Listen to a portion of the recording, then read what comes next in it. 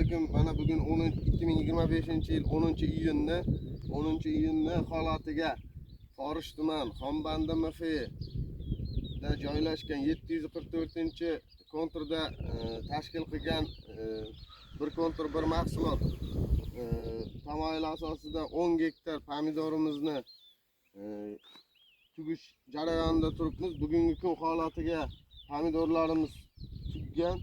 Endi qizarib pishishini kutyapmiz.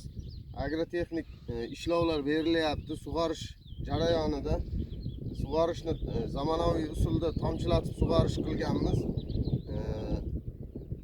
Har bir gektardan planimiz bugungi kun holatiga planimiz 35 tonna olish rejasidamiz. Har bir gektardan 10 gektardan 350 tonna plan qilyapmiz. Davay.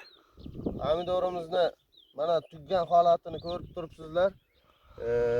Mehnatimiz zoya ketmadi shu bugungi kun holatiga. Xudo xohlasa rejalashtirgan rejalarimiz amalga oshishini xohlayapmiz va daromadini oshirishni amalga oshiryapmiz.